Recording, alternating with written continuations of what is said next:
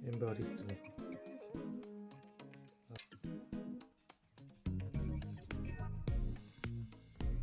これも 0.6 ぐらいだな。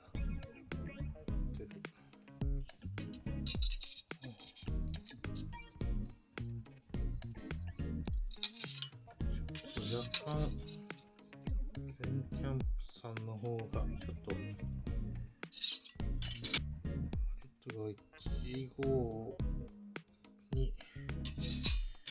れは160、8ミリ長いね。開口部がでかいから、これは意外と使いやすいんじゃないかなと。開口部がでかいの。この部分に突起があるので、強度的にもちょっと優位かな。ただまあ一個気になるのが、底板ね。底板がフルオープンなんだよ。メンバーリットはクローズしてる。メンバーリットもね、地面のケアはしなきゃいけないんだけど、これも必修ですよね。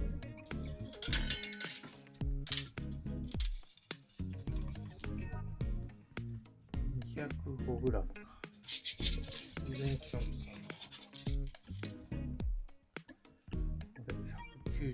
200g。このスタンプレートの穴を開けてる分軽いのかな。こっちの方が軽いと思います。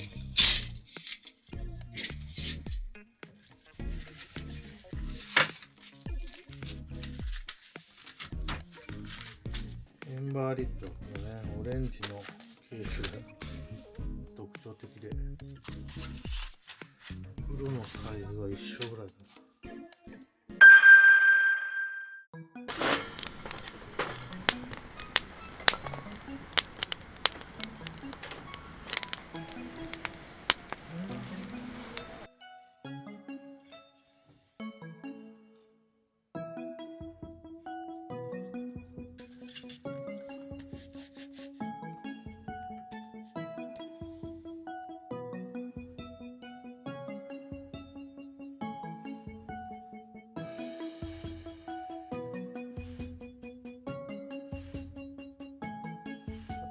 33センチ、幅29センチ。